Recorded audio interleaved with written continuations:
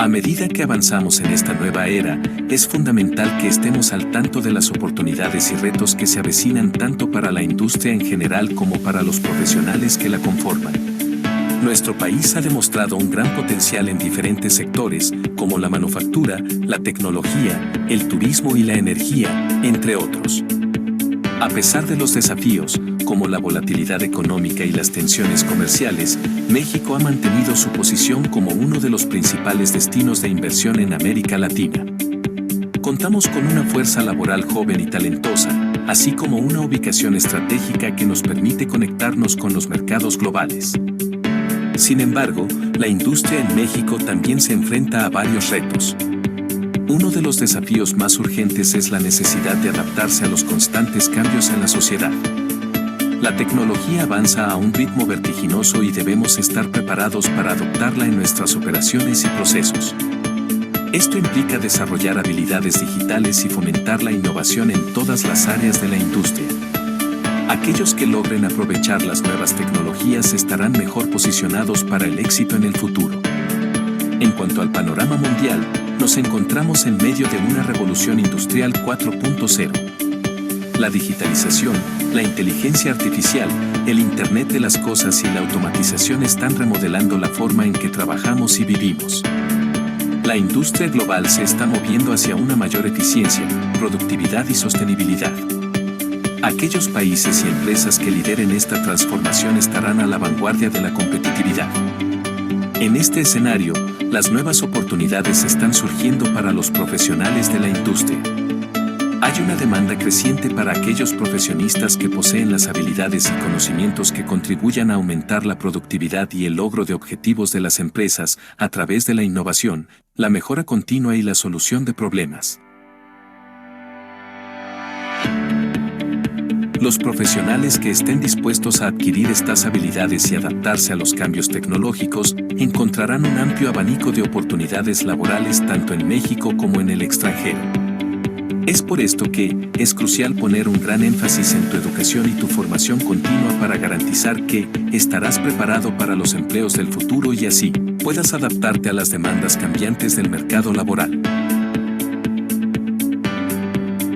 Para ayudarte a sobresalir en este entorno altamente cambiante y competido, en más productividad, tenemos como objetivo ayudarte a desarrollar nuevos conocimientos y habilidades para mejorar procesos en la industria, liderar proyectos de transformación de manera efectiva y generar cambios trascendentales a través de soluciones innovadoras que te permitan mostrar tu potencial y así poder aspirar a mejores oportunidades de crecimiento profesional y personal, convirtiéndote así en una profesional líder, capaz de impulsar el desarrollo empresarial y social y ser esa persona que en la sociedad y la industria necesitamos.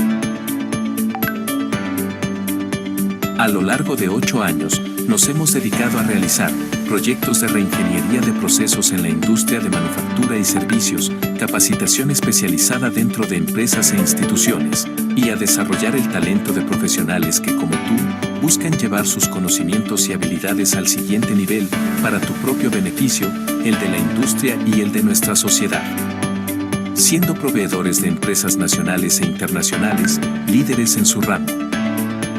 Colaborando con avales nacionales e internacionales en cada uno de nuestros entrenamientos. Y habiendo desarrollado al día de hoy a más de 7,000 profesionales con técnicas y herramientas de clase mundial. Sigamos creciendo juntos.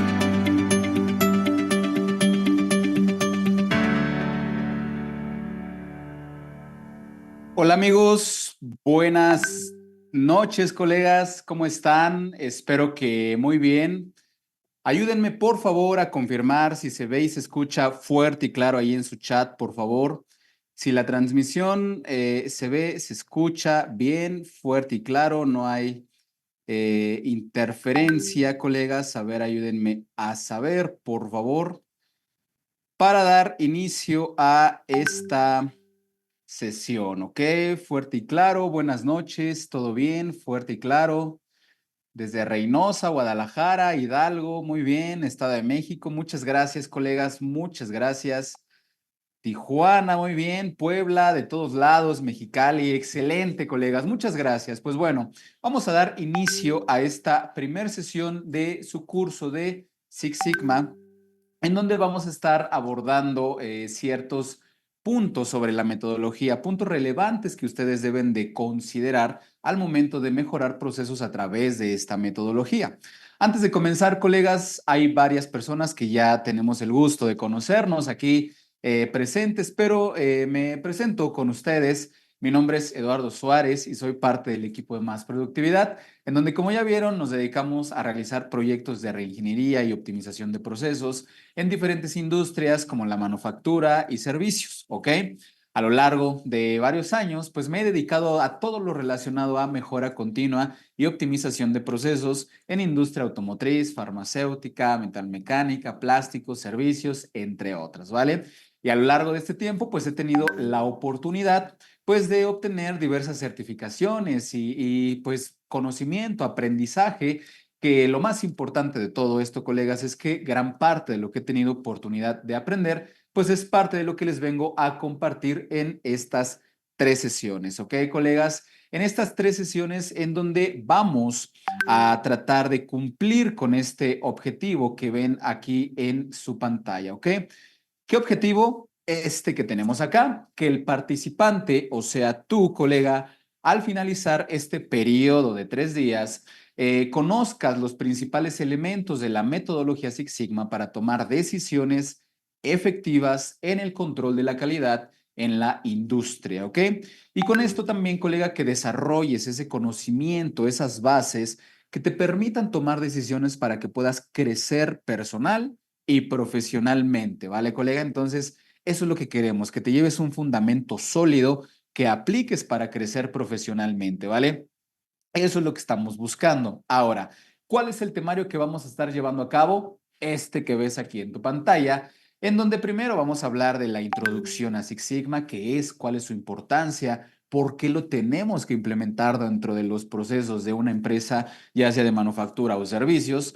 Después vamos a entrar un poquito más a detalle sobre hablar de la variación de los mismos y cómo vamos abordando la metodología. Y por último, vamos a hablar de la metodología de Mike, que es una metodología en donde se apoya a Six Sigma para darle solución a diversos problemas complejos en un proceso, ¿ok? Dentro de la metodología de Mike vamos a hablar de varias etapas y también vamos a hablar de diversas herramientas que componen un proyecto Six Sigma, ¿vale, colegas? Eso es de lo que vamos a estar hablando, ¿vale? Ahora, punto importante. Recuerden que este curso tiene cierta validez y al finalizar les vamos a compartir un documento que avala la participación en esta capacitación, ¿ok? Pero para eso ya saben muchos de ustedes que es necesario estar presente en las 3 sesiones, ¿ok? Y a lo largo del curso yo les voy a ir dando, para los que todavía no conocen la dinámica, yo les voy a ir dando ciertas instrucciones que ustedes deben de seguir para ir formando el entregable que deben de compartirnos al finalizar el curso, ¿ok? Que como ya saben es algo muy sencillo, ¿ok? Al final nos van a mandar una evidencia de capacitación que yo les voy a ir mencionando cómo se va armando o estructurando, ¿ok? Pero no se preocupen, ya saben que es algo sumamente sencillo, ¿vale, colegas? Ahora, también punto importante, esto ya lo he mencionado en algunas otras ocasiones.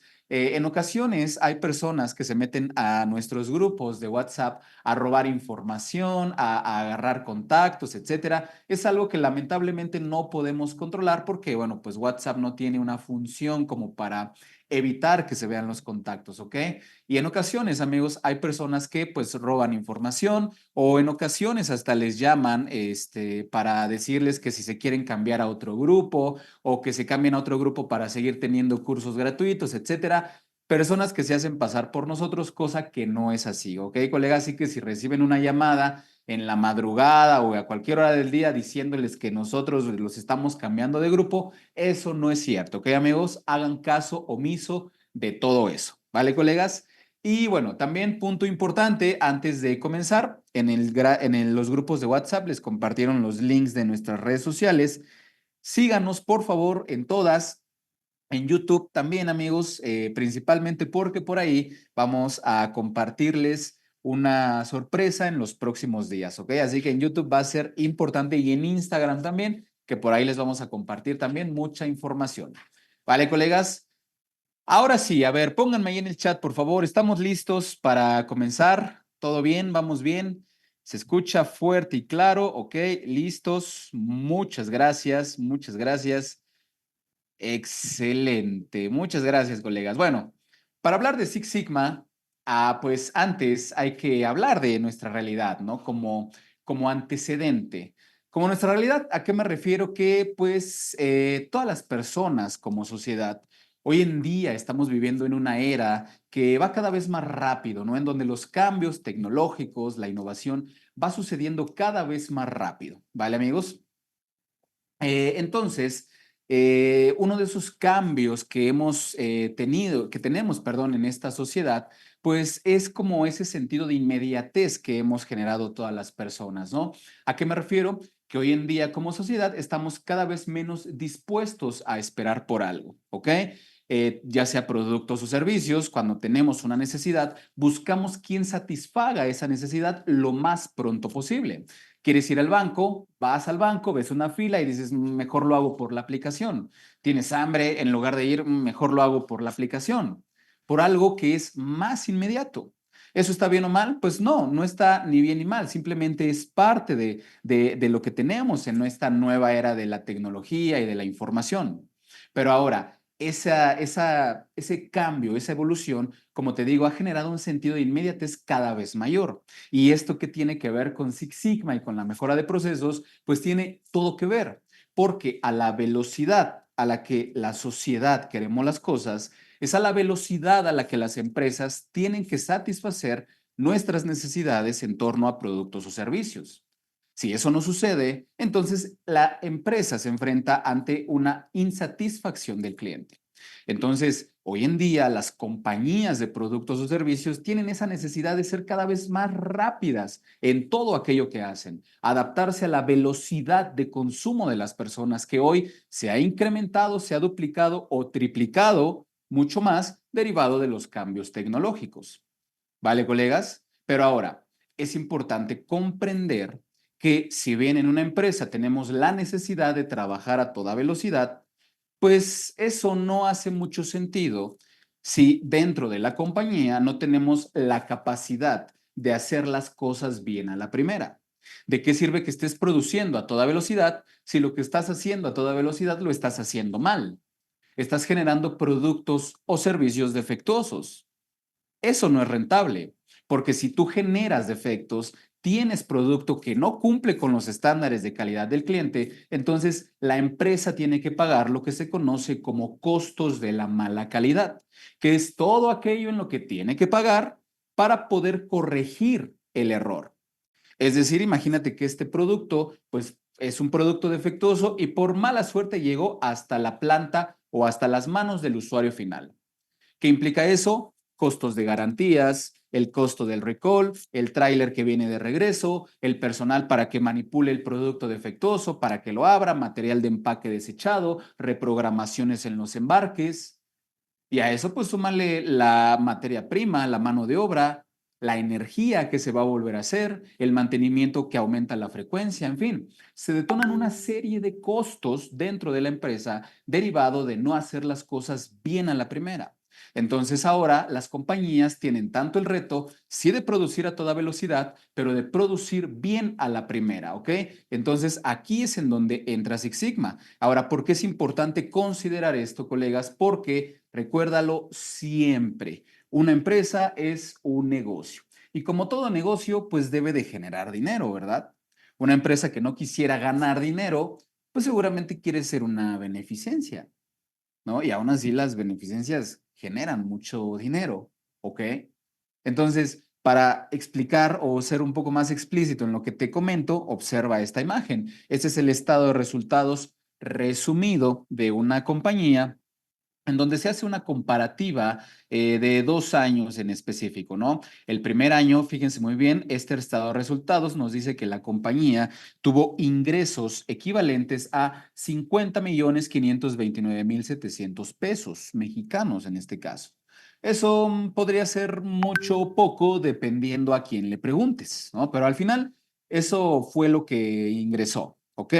Pero ahora, en una empresa, acuérdate, una empresa es un negocio y que una empresa venda $1 millón no quiere decir que ese $1 millón va a ser íntegro para la compañía.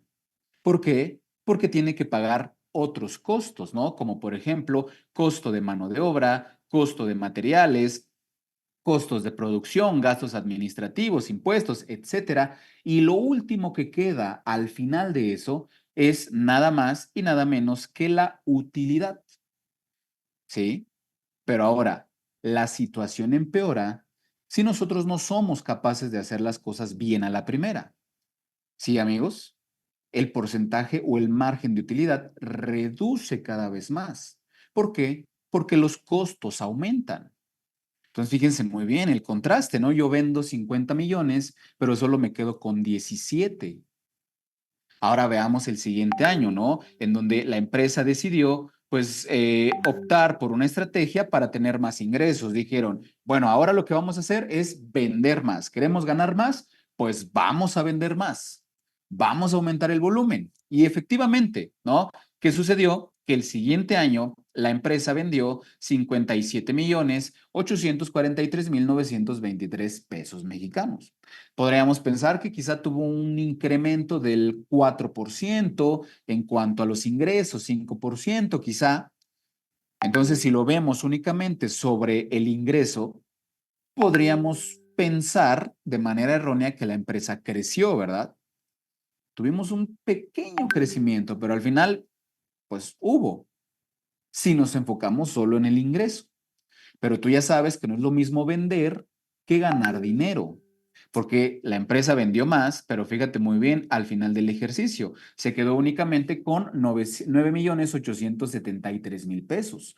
O sea, vendí más, pero gané menos. Pues sí, eso es posible, amigos, porque tú puedes aumentar el volumen, pero aumentar el volumen, aumentar las ventas, no hace mucho sentido dentro de una compañía si eso no viene acompañado de una estrategia para mejorar los procesos. Tú aumentas el volumen, aumentas la producción, pero si tú tienes un margen de calidad específico o un índice de calidad específico, lo único que estás haciendo es también producir más defectos. Entonces el costo se encarece. Y ahora, como es un mayor volumen, pues ahora toda la gente está corriendo desesperada, haciendo hasta lo imposible por cumplir con el número, por completar la orden. Y empieza el caos dentro de la compañía. Empezamos a perder atención en los detalles de la producción, empezamos a no considerar ciertos controles de calidad. ¿Todo por qué? Porque el embarque ya se tiene que ir, la producción debe de quedar. ¿Sí o no, amigos? Entonces, ¿qué pasa? Aumentan los costos de no calidad, aumenta el retrabajo, aumentan los gastos. Entonces, que una empresa, amigos, esté produciendo los 365 días, no necesariamente quiere decir que está ganando dinero. Una empresa puede estar produciendo los 365 días y simplemente generar ingresos para sobrevivir. Y hay muchas empresas en esa situación, amigos, en donde lo único que genera es dinero para pagar las cuentas, los proveedores, los sueldos, el mantenimiento, los alquileres, solo para eso. Y se ven obligadas en ocasiones, pues, a solicitar deuda, ¿no? Con los accionistas, con los bancos. ¿Y qué cobran los bancos o los accionistas? Intereses. Entonces, en un futuro, a mediano plazo, pues lo mucho o poco que pudiese ganar la empresa se va al pago de interés. Y ahora la pregunta es, pues, ¿cuándo va a crecer el negocio? ¿Cuándo va a tener dinero para innovar, para nuevos equipos, para expandirse, desarrollo de nuevos productos, etcétera? No va a tener. Y aquí, colega, esto te lo menciono porque es muy importante en la mejora continua y tiene todo que ver con Six Sigma, porque si tú vas a implementar un proyecto de mejora, siempre debes de procurar hacerlo a través de un enfoque basado, perdón, en costos, basado en lo real de la compañía.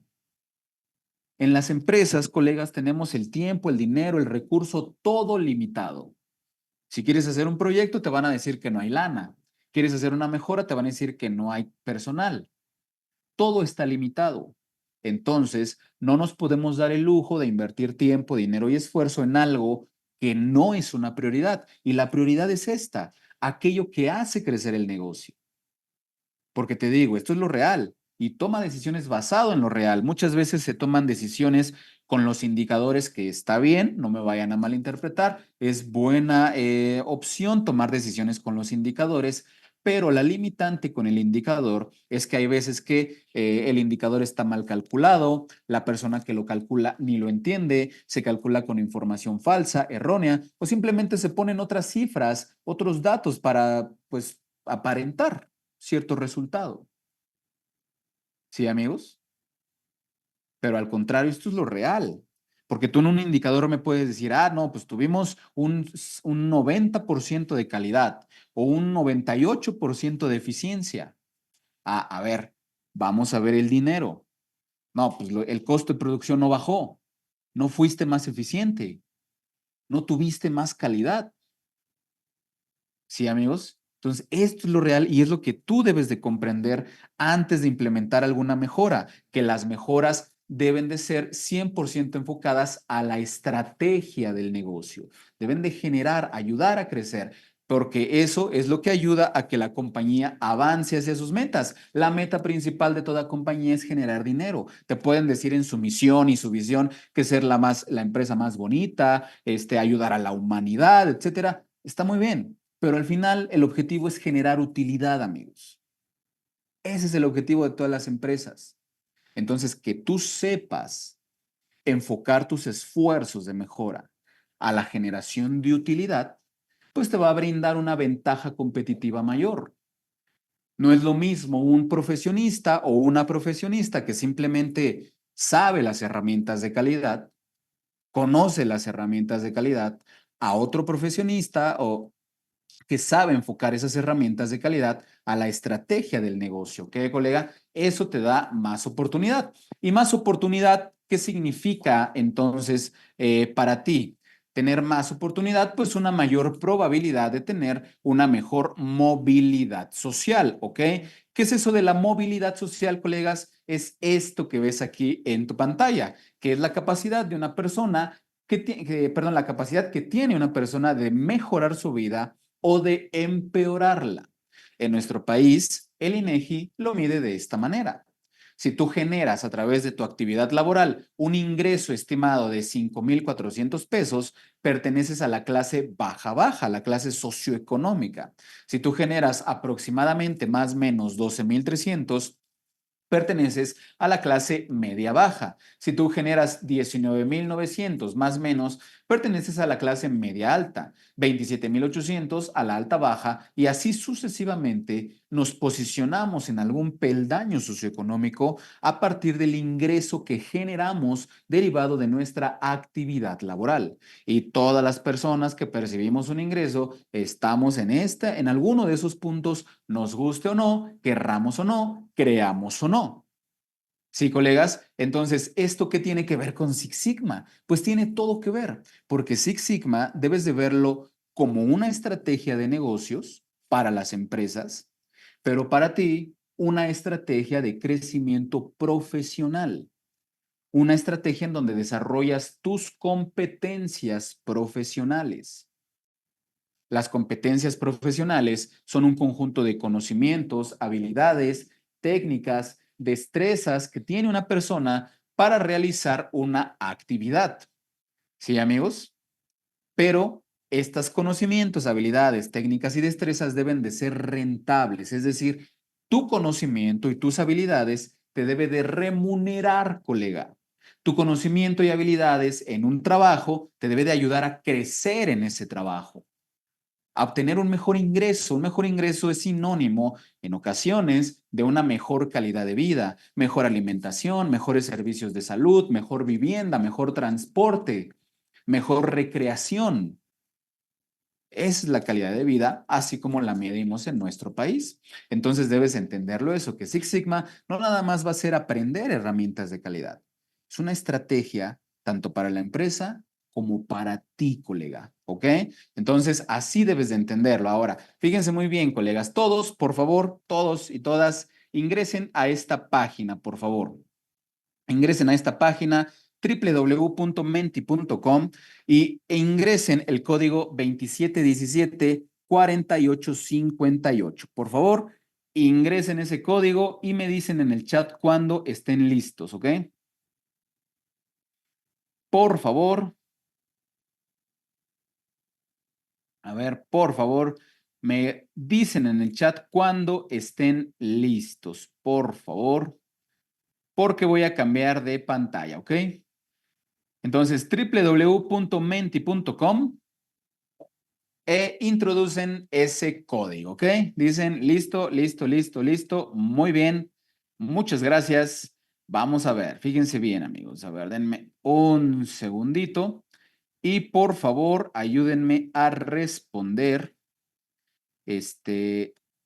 esta pregunta que se presenta en su pantalla a continuación, ¿ok? La pregunta es esta. ¿A qué nivel te comprometes a llegar en los próximos 5 o 3 años, ¿ok?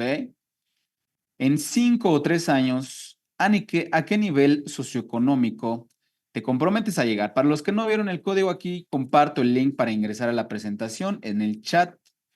Aquí lo comparto en el chat, así que para que les llegue a todos. Entonces, a ver, colegas, ¿a qué nivel te comprometes, no? Y aquí no quiero que se escuche como que muy materialista la situación, ¿verdad? Pero la realidad es que si bien el ingreso económico no lo es todo, gran parte de las cosas que sí importan mucho en nuestra vida se recargan en ese ingreso económico, ¿no? Como por ejemplo la salud, ¿no? No es lo mismo enfermarte con que sin dinero.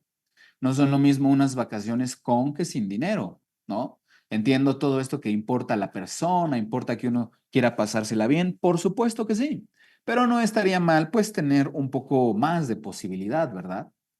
Entonces, muchas de las cosas que son realmente importantes en nuestra vida recaen en eso, nos guste o no nos guste. Así es, vivimos en una sociedad capitalista. Entonces, aquí, colega, ¿por qué te pregunto esto?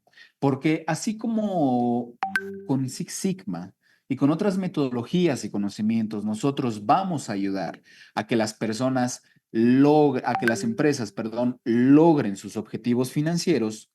Tú también como persona y como profesionista debes de tener tus propios objetivos financieros, personales y profesionales. Debes de saber hacia dónde vas y alinear lo que quieres con lo que haces. ¿Sí, colega? Debes de tener un faro en medio de la deriva que te guíe y que te diga, para allá es. Debes de saber qué estás buscando.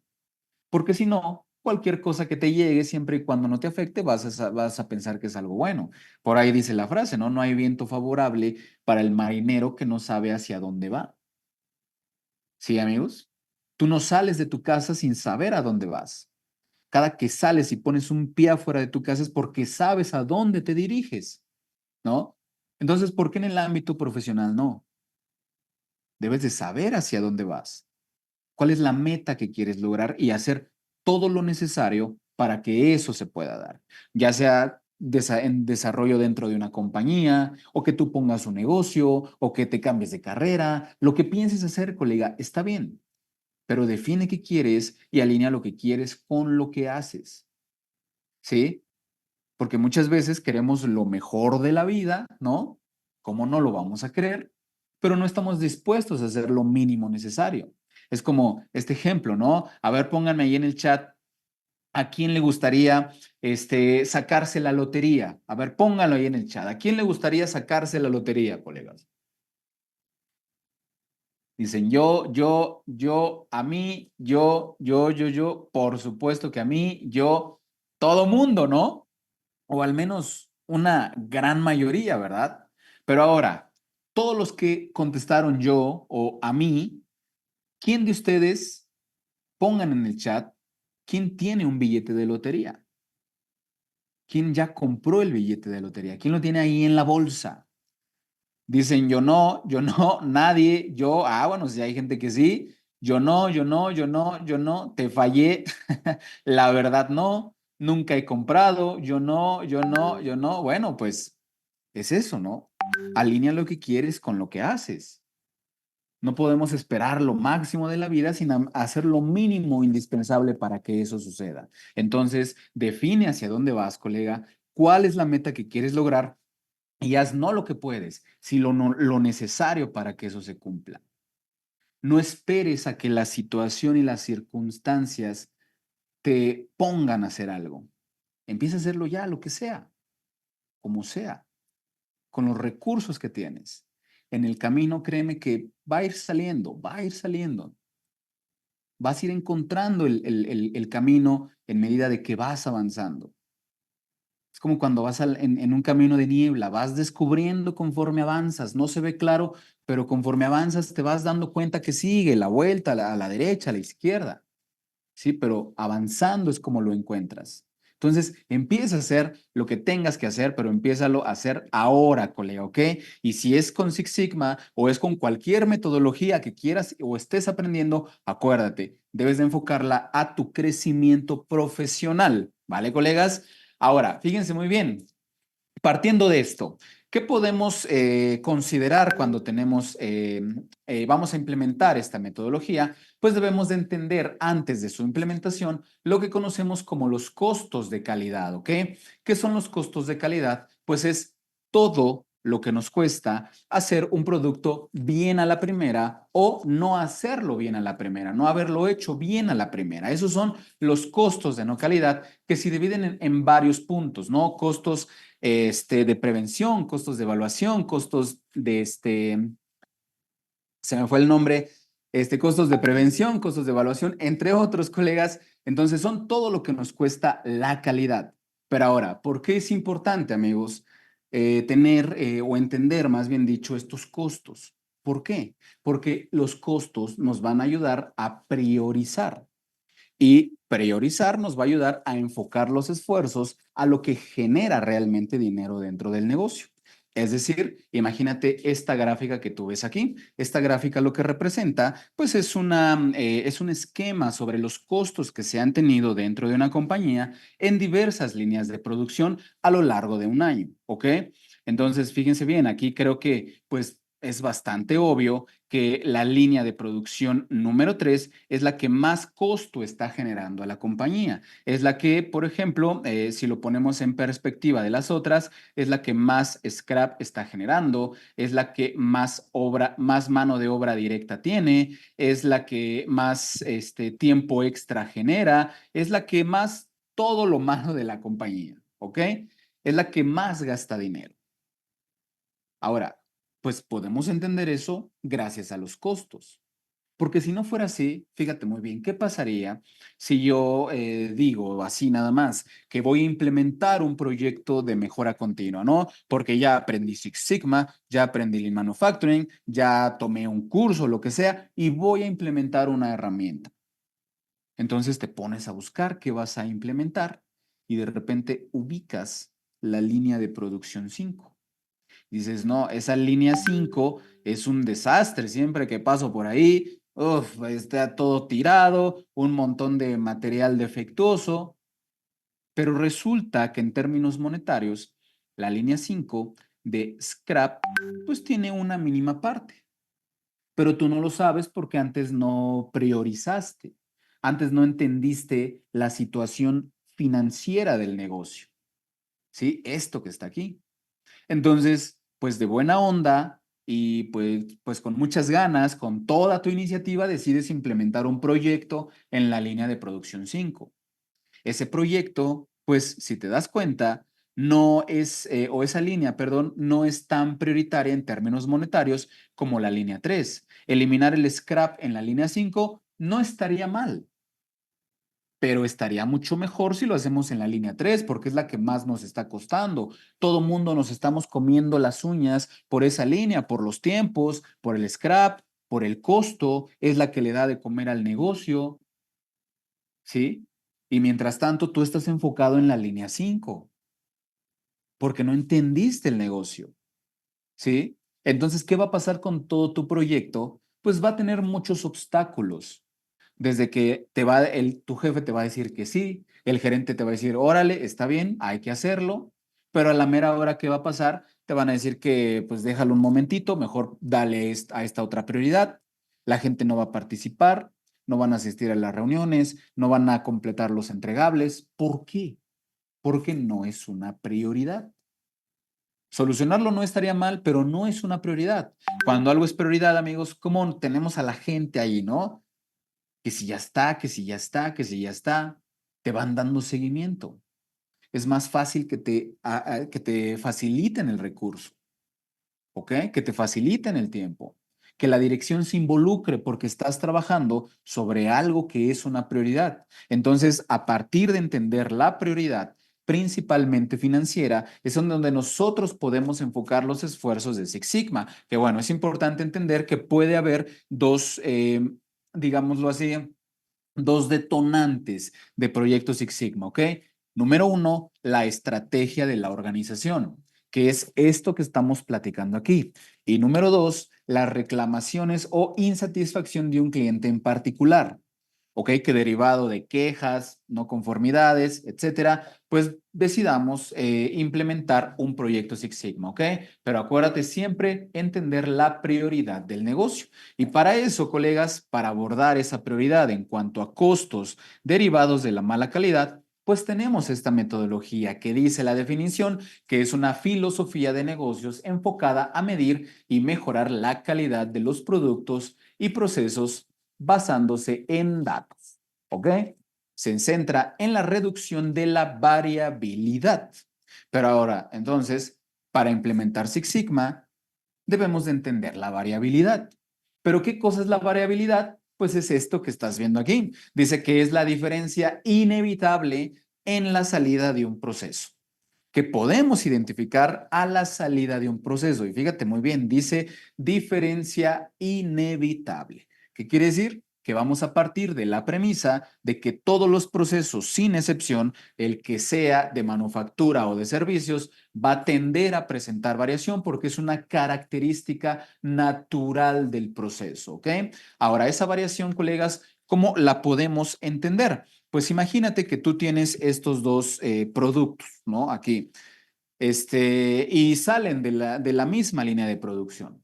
Entonces dices, bueno, pues vamos a ver, vamos a medir qué tal qué tal salieron, ¿no? En cuanto a la calidad. Entonces, agarras tu instrumento de medición. Yo aquí, tengo un vernier, instrumentos de medición, hay una infinidad de instrumentos de medición, el que tú quieras. Entonces agarras tu instrumento de medición, mides la primera pieza y dices que midió 44.64 milímetros. Muy bien. Agarras la segunda unidad y dice que mide 45.83 milímetros. O sea, ¿cómo? ¿No se supone que deberían de medir lo mismo estas dos piezas porque salieron del mismo proceso, bajo el mismo estándar, la misma línea de producción, todo igual? ¿Como por qué una mide algo y la otra mide algo diferente? Pues porque el proceso tiene variación. La variación es esa diferencia que se genera en los elementos de mi proceso, ahí que puedo identificar a la salida del mismo. Entonces, dado que es una diferencia inevitable, la pregunta es, más bien dicho, la pregunta no es si mi proceso tiene variación o no, porque todos van a tener. Más bien la pregunta es, ¿qué tanta variación tiene mi proceso? ¿Qué tantas diferencias hay entre las salidas de mi proceso? Mientras más diferencia haya entre uno y otro, más variación tiene mi proceso. ¿Eso a qué me lleva? A una menor probabilidad de satisfacer la necesidad del cliente. Pero por otro lado, mientras menor sea esa diferencia, pues menor es la variación y eso me lleva a una mayor probabilidad de satisfacer tanto las necesidades del negocio como las necesidades del cliente. Entonces la pregunta es qué tanta variación tiene mi proceso y si esa variación que tiene el proceso es aceptada o no por mi cliente. ¿Ok, colegas? si la variación del proceso es aceptada o no por el cliente, porque recuerda y toma muy en cuenta esto, no todos los procesos requieren altos niveles de variación. Si bien estamos hablando de la metodología Six Sigma, no quiere decir que forzosamente siempre tengas que llegar a un nivel de calidad Six Sigma, que ahorita te lo voy a explicar. No siempre se trata de llegar a un nivel de calidad Six Sigma, aunque el nombre diga Six Sigma, ¿ok? Nosotros vamos a llegar al nivel de variación que quiere mi cliente. ¿Por qué es importante entender esto? Fíjate muy bien, imagínate que aquí en el centro, colega, estoy pintando una línea imaginaria, ¿no? Esta línea es el estándar de calidad de mi cliente, lo que quiere el cliente, ¿sí?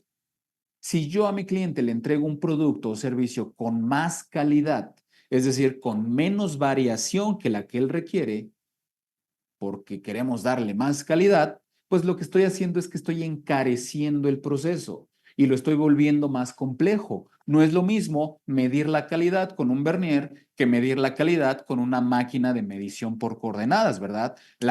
Una sola medida cuesta diferente. El vernier, pues ahí está, pero el CMM, pues necesita un técnico en particular, necesita cimentación especial, mantenimiento especial, entorno especial. Entonces cuesta más medir con uno que con otro. Entonces, si yo le doy más calidad a mi cliente, encarezco el proceso y lo vuelvo más complejo. Pero si por otro lado yo le doy un proceso con una menor calidad que su estándar, entonces entro a costos de no calidad, costo de retrabajo, costo de mano de obra, materiales adicionales, energía adicional, encarezco el proceso. Entonces, ¿cuál es el nivel de calidad adecuado? Lo que quiere el cliente, ni más ni menos, porque si eso sucede, entonces encarezco el proceso y eso va en contra de lo que buscamos como objetivo de negocio. ¿Sí me explico, colegas? Entonces, lo ideal es el nivel de variación que es permitido por nuestro cliente. Ahora, ¿de dónde vienen estas diferencias, amigos? ¿De dónde se generan? Pues se generan de lo que conocemos como fuentes de la variación, que son estas que ves aquí en tu pantalla: la maquinaria, los materiales, la información, los métodos, la medición, el medio ambiente y las personas. Si alguno de estos elementos no está en óptimas condiciones, yo indudablemente voy a tener variación. Si los métodos no están bien definidos, es probable que tenga variación. Si la medición no es la adecuada, es probable que tenga variación. Si la maquinaria no está en óptimas condiciones, es probable que tenga variación. Entonces, si queremos estudiar la variación en un proceso, necesitamos identificar estos 6 elementos de la variación dentro del mismo. ¿Vale, colegas? Ahora, para entenderlo un poquito mejor, fíjense muy bien este ejemplo. Imagínate que tú tienes todo este lote de producción de cierto artículo, ¿vale? Normalmente, el enfoque tradicional de calidad, ¿a qué te lleva con la calidad? Pues a inspeccionar, ¿verdad? Que bueno, en términos de calidad del origen, de calidad en la fuente, no deberíamos optar por la inspección, sino más bien por trabajar en la fuente. Pero digámoslo así, en términos del control de calidad, pues lo que hacemos es que tomamos una muestra, ¿ok? Esa muestra la recolectamos en cierto periodo de tiempo, la recolecta el operador, en fin, dependiendo un plan de muestreo, ¿vale? Ahora, esa muestra, pues tú la mides, ¿verdad? Mides las dimensiones o lo que te interese y esas dimensiones van formando un comportamiento, ¿ok? Ese comportamiento, cuando tiene esta característica de que la gran mayoría de las mediciones se apila al centro y se van distribuyendo hacia una medida más grande y una medida más pequeña, es lo que se conoce como comportamiento normal, que más adelante vamos a hablar un poco de ello, ¿ok? Entonces, este comportamiento, amigos, o la teoría de este comportamiento dice que cuando tú tienes una muestra de datos de tu proceso que representa un comportamiento normal, como esto que viste aquí, esa muestra de datos, o más bien dicho, la variación de esa muestra de datos se distribuye o está marcada por más o menos 3 desviaciones estándar a partir del promedio. ¿Qué quiere decir eso, amigos? Pues imagina que todas las mediciones que tú obtuviste las promedias y te dan como resultado un promedio de 20 milímetros, todas las mediciones. Después, imagina que calculas la desviación estándar y la desviación estándar te da como resultado una desviación de 1.5 milímetros. Como punto importante, la desviación estándar es una medida de dispersión que te mide o que te indica qué tanta diferencia existe entre los elementos de una muestra. Si la diferencia entre estos dos es mayor, las mediciones de las características es mayor esa diferencia, entonces la desviación estándar es más grande. Pero si la diferencia entre estos dos es más pequeña o casi no hay diferencia entre ellos en sus dimensiones, la desviación estándar tendrá a ser más pequeña. ¿Sí, colegas? Entonces, imagina que tú obtuviste una desviación estándar de 1.5. Ahora, la teoría dice que con un comportamiento normal, la variación de tu proceso se distribuye a más o menos 3 desviaciones estándar. ¿Qué es eso? Pues imagínate aquí, a partir del promedio de 20 milímetros, 20 más 1.5, que es el valor de tu desviación, tienes 21.5, más otra vez 1.5 de tu desviación, tienes 23 milímetros, más otra vez 1.5, tienes 24.5. Eso es lo que se conoce como más 3 desviaciones estándar. Ahora, 20 menos 3 veces 1.5, que es el valor de tu desviación, te dice que tienes un mínimo de 15.5 milímetros. Esto es lo que se conoce como tener un proceso distribuido a más menos 3 desviaciones estándar. ¿Ok? Ahora, fíjense muy bien. ¿Qué nos dice o por qué debemos de entender esto? Porque lo que me dice este esquema, colegas, es que yo en mi proceso tengo una variación en donde, fíjense muy bien, hay algo que dice súper interesante, ay, perdón, dice súper interesante ahí abajo, donde dice más menos 3 sigma, equivalente a 99.7% de efectividad. ¿Qué quiere decir ese 99.7% de efectividad? Quiere decir, amigos, que si yo voy a mi proceso, todo esto es probabilidades, ¿ok? Voy a mi proceso y agarro una pieza al azar, o sea, ya no de mi muestra, sino al azar la agarré y yo mido esa pieza, este esquema me dice que tengo un 99.7% de probabilidad de que la medida que obtenga de de esta unidad que agarré al azar, esta medida esté entre 15.5 milímetros y 24.5 milímetros, porque esta muestra es representativa de mi proceso.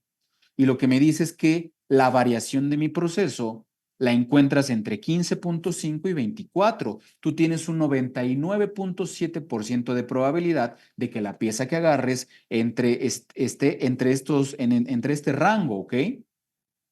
Pero ahora, eso es lo que te dice que tienes como variación en el proceso, ¿sí? Pero una cosa es la variación que tiene tu proceso y otra cosa muy diferente es la variación que quiere el cliente, la variación permitida por el cliente. Por otro lado, imagínate que el cliente, ahora sí, el que te compra el producto, dice, a ver, yo te entrego un plano y en este plano tiene una medida nominal de 20 milímetros, pero como sabe el cliente que todos los procesos varían, te da una tolerancia de más menos 3 milímetros. Si graficamos esa tolerancia, 20 más menos 3 milímetros, tenemos los límites de especificación del cliente. Todo lo que está dentro de esos límites de especificación, las líneas rojas, son la necesidad del cliente. ¿Sí, colegas? Esto es la variación permitida por el cliente, lo que quiere. Pero la pregunta es, ¿la variación de mi proceso se alinea con lo que el cliente quiere? Pues viendo este esquema, definitivamente no. Tenemos productos defectuosos, tenemos productos más grandes que lo que el cliente necesita y más pequeños que lo que el cliente necesita. Si lo vemos, mi proceso tiene más variación de la permitida por el cliente. Entonces, pues estoy generando productos o servicios defectuosos. El costo de no calidad en ese momento se activa. La disminución de utilidades en ese momento ya aparece.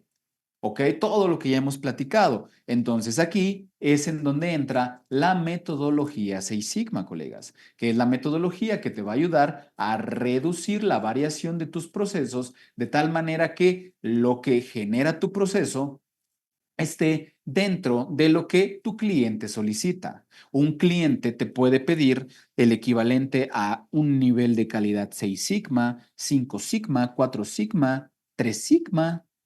Hay clientes que ni lo consideran. Te lo puede pedir en términos de nivel sigma o en términos de partes por millón o en términos de capacidad. Te piden una capacidad de 2, una capacidad de proceso de 1.4, de 1.3, de 1.8, que más adelante vamos a hablar de ello. Pero el cliente es el que te solicita el nivel de calidad. Tener un nivel de calidad 6 sigma, ¿a qué se refiere? A tener más, menos 6 desviaciones estándar de tu proceso dentro de especificación, como este ejemplo que ves aquí. Esto es tener un proceso con nivel de calidad 6 sigma, en donde el valor de la desviación estándar de mi proceso cabe más, menos 6 veces dentro de la especificación del cliente. Si te das cuenta, es un nivel de variación muy pequeño. Aquí está la variación de mi proceso y hasta acá está lo permitido por el cliente. Ya te das cuenta, si pareciera a grandes rasgos que la variación que tiene mi proceso es más calidad que lo que te solicita el cliente. Pareciera que lo estás encareciendo el proceso, ¿verdad? Pero si el cliente lo solicitó de esa manera es porque el cliente está dispuesto a pagarlo. Quizá es un producto de seguridad, quizá te está pidiendo las bolsas de aire del vehículo. Si fabricas eso, no te puedes dar el lujo de tener mucha variación en tu proceso. A lo mejor es un tema, un producto que tiene que ver con la salud, con la seguridad en el uso de un producto. Son productos en donde no podemos fallar, amigos. Entonces, el nivel de variación es más exigente, el nivel de calidad del proceso es más exigente. Todo depende de qué estemos fabricando. Por eso es que el nivel de calidad varía dependiendo las necesidades del cliente. Entonces, Six Sigma lo vamos a ocupar para pasar de esto a esto que tenemos acá, para reducir la variación hasta niveles aceptados por nuestro cliente. ¿Vale, colegas? Ahora, ¿qué nos dice la información de la importancia de esta metodología? Fíjense muy bien, información de McKinsey, de esta consultoría a nivel perdón, de esta consultora a nivel internacional, que nos dice que la demanda de profesionistas con habilidades en Six Sigma es alta en industrias como la de la manufactura, automotriz, farmacéutica, entre otras, ¿ok? Las empresas en estos sectores están invirtiendo cada vez más en calidad y procesos eficientes para mantenerse competitivas. ¿Vale? También la American Society for Quality, que nos dice las competencias en Six Sigma pueden aumentar significativamente las oportunidades de empleo y el potencial de ingresos de las personas que lo poseen. La SQ indica que los profesionistas con habilidades con conocimientos en control de calidad tienen un 15 o 20% más de probabilidades de obtener una promoción y aumentos salariales. Y así, amigos, tenemos muchas referencias sobre la importancia de esta metodología. ¿Por qué? Porque es uno de los medios que tenemos para poder hacer que el negocio sea negocio, para reducir los costos de no calidad. Hoy en día, pues están surgiendo nuevos desarrollos, tecnología, inteligencia artificial que complementa el desarrollo de esta metodología, pero al final es reducir la variación hasta niveles aceptados por el cliente. Ahora, ¿dónde puedes implementar esta metodología? Pues la pregunta es, ¿tienes o no un proceso? Siempre y cuando tengas un proceso, ese proceso es susceptible de variación y por consecuente es un lugar, perdón, para aplicar esta metodología. Puede ser en el ramo de la manufactura, los alimentos, los servicios, el transporte, la educación, los laboratorios, etcétera, actividades administrativas, en fin, donde tengamos un proceso, ese proceso siempre va a tener variación. Que esa variación se ve traducida en problemas, en errores que afectan el desempeño óptimo del proceso. Entonces, siempre y cuando tú tengas un proceso, ese proceso es susceptible de variación y ahí es en donde van a entrar tus conocimientos y habilidades en Six Sigma. ¿Ok, colegas? A ver, pónganme ahí en el chat, ¿vamos bien, amigos? ¿Está quedando claro o no está quedando claro, amigos? Pónganme ahí en el chat, por favor. ¿Vamos bien? ¿Todo claro? Muy bien. Excelente, colegas. Muchas gracias, gracias, gracias. Entonces, vamos a continuar, ¿ok? Ahora, formalmente, amigos, bueno, le voy a llamar así, teóricamente, la metodología Six Sigma tiene cierta estructura, ¿ok? En donde pues cada nivel representa el grado de conocimiento, habilidad y por consecuente tipo de problemas que una persona puede solucionar en un proceso, ¿ok? Los white belts son personas que conocen la metodología, entienden el fundamento, pero no tienen el conocimiento necesario para poder solucionar un problema. Los yellow belts ya conocen la metodología, ya han desarrollado mejores habilidades en esta metodología y pueden implementar ciertas herramientas que los ayuden a mejorar principalmente su área de trabajo, sus propios procesos. Pero a diferencia, los Green Belts, colegas, son profesionistas que tienen como tal, pues un grado de competencias profesionales que les permiten solucionar problemas más complejos en donde la solución no es tan evidente. Hay problemas que se pueden solucionar simplemente con un vistazo, yendo al proceso, observando y entendiendo los hechos, la evidencia, pues con eso se puede dar una solución. Pero hay problemas más complejos que no se ven a simple vista, que tienes que medir, profundizar más en el proceso ya a nivel de datos y estadística para poderlo solucionar. Eso es lo que hacen los Green Belts. Los Black Belts, por otro lado, son personas que se encargan ya del despliegue de la estrategia de calidad, ¿ok?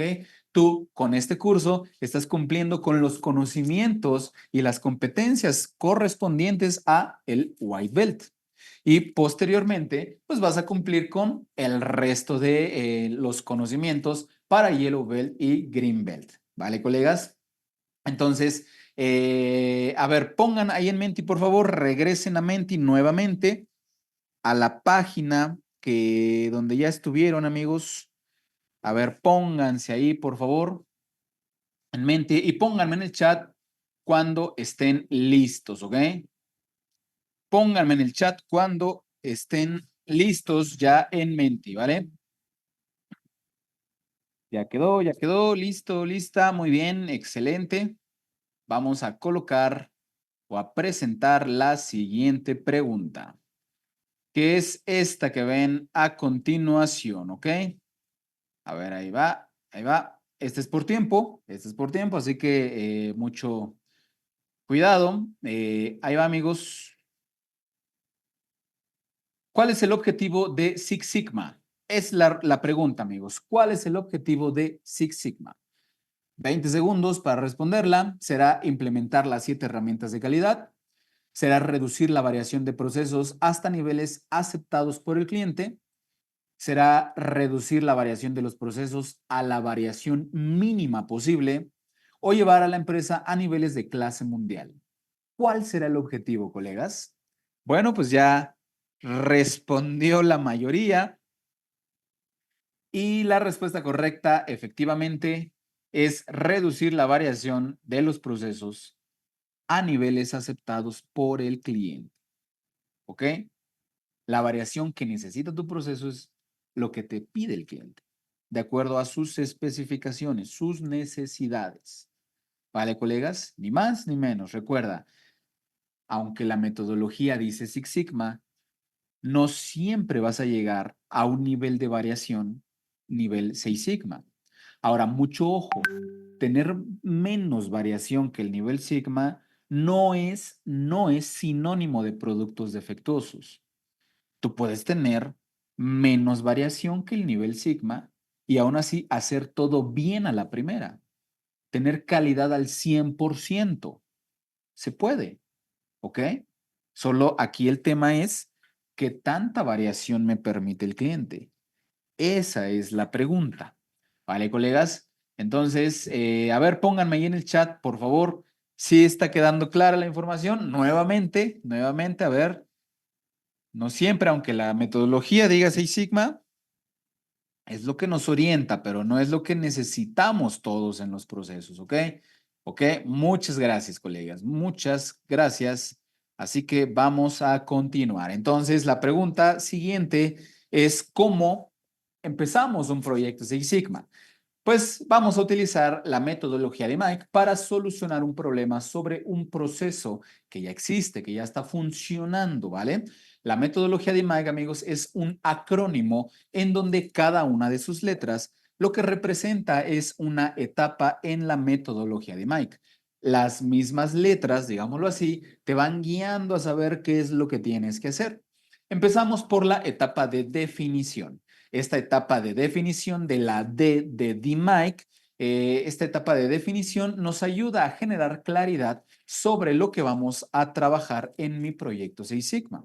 Empezando por qué? Por entender nuestro proceso, ¿vale, amigos? Por ahí esa imagen la agarré de un proyecto que nos enviaron, pero trae algunos errorcillos ahí en la imagen, pero bueno, el punto es el objetivo, que es el siguiente, que es entender el proceso. Lo primero que tenemos que hacer es comprender el proceso y una herramienta que te propone la metodología Six Sigma es este diagrama que se llama diagrama SIPOC, que por sus siglas es Supplier o Proveedores, Input o Entrada, Process o Proceso, Output o Salida y la C de Customer o Cliente, ¿ok? Este diagrama es un diagrama de alto nivel que te ayuda a entender de qué se compone tu proceso y cuáles son las principales entradas, procesos y salidas. Esto, amigos, ¿por qué es importante? El diagrama SIPO, como te menciono, nos ayuda a comprender el proceso que entra, que se ejecuta la actividad y qué es lo que debe de salir. Esto por consecuente nos ayuda a entender también si mi proceso está o no estandarizado. Si yo tengo estándares de entrada, si tengo estándares de proceso y si tengo estándares de salida. ¿Por qué es importante esto? Porque siempre, amigos, la calidad va a comenzar con la estandarización. Tú no puedes mejorar un proceso que no esté estandarizado. Es la base. Si tienes defectos de calidad, lo primero que te tienes que preguntar es, no es si el operador lo hizo bien o mal, no es qué tan bien salió o qué tan mal salió, es, ¿mi proceso está estandarizado o no? ¿Existe una mejor manera de hacer las cosas o no? Es lo primero que hay que cuestionarnos. Un estándar es la referencia que me dice si algo está bien o algo está mal de mi proceso. Es decir, imagínate si que yo fabrico este producto y yo lo fabrico y a mí yo lo veo y digo, me quedó súper bien. Es el mejor que he hecho en mi vida. Y te le doy a ti, que tú eres el supervisor o supervisora de producción, tú lo ves y dices, está horrible, cabrón, ¿no? Está re feo, ¿cómo va a estar bien? ¿Quién tiene la razón? Es tu percepción de la calidad contra mi percepción de la calidad, ¿no? Pero al contrario, cuando tenemos un estándar que es la mejor manera de hacer las cosas, un estándar es un conjunto de actividades que se desarrollan y que te garantizan un resultado en tiempo, calidad, costo, seguridad, etcétera. En otras palabras, la mejor manera de hacer las cosas, cuando yo tengo un estándar y algo sale de mi proceso, ya no es tu percepción de la calidad contra mi percepción, es lo que salió del proceso contra el estándar. ¿Sí, amigos? Entonces, a ver, ¿esto se parece o no al estándar? Si no, pues entonces tengo un problema, tengo un defecto de calidad. Sí, sí, pues bueno, es un producto que cumple. Entonces, la calidad comienza por la estandarización y antes de mejorar cualquier cosa, necesitamos asegurarnos que existen esos estándares. Y el diagrama SIPOC nos ayuda a entender los estándares de entrada, de proceso y de salida. Si yo no tengo estandarizado todo lo que debe de entrar a mi proceso, la materia prima o información, por más bien que yo trabaje, indudablemente, si la materia prima viene mal o la información que entra está mal, por más bien que trabaje, la salida será defectuosa. Si yo no tengo estándares en mi proceso, bien definidos los pasos, las actividades, secuencia, etcétera, que debo de hacer, y ese proceso, ese estándar el operador es capaz de seguirlo, si no está estandarizado, entonces, por más buena materia prima o información que entre, o por más capacitado que esté el operador o lo que sea, si yo no tengo estándares en mi proceso, la salida va a estar mal. ¿Sí me explico, colegas? Entonces, este diagrama me ayuda a entender el proceso a alto nivel y me ayuda a identificar en dónde tengo o no tengo estándares, ¿ok, colegas? Ahora, una vez que yo identifico si mi proceso tiene esos estándares o no, lo que debemos de hacer, de acuerdo a términos sugeridos en la metodología, es identificar las características críticas de calidad con las que vamos a trabajar.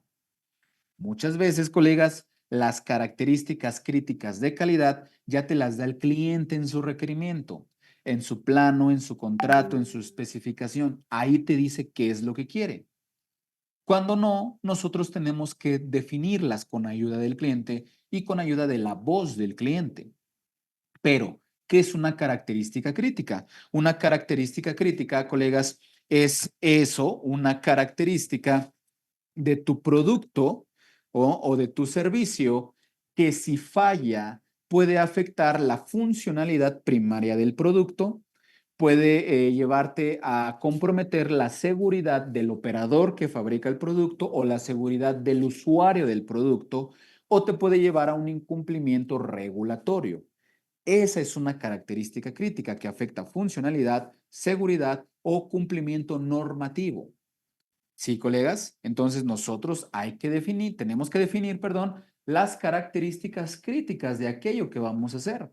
En un producto o en un servicio, colegas, no todo es crítico, no todo es una prioridad.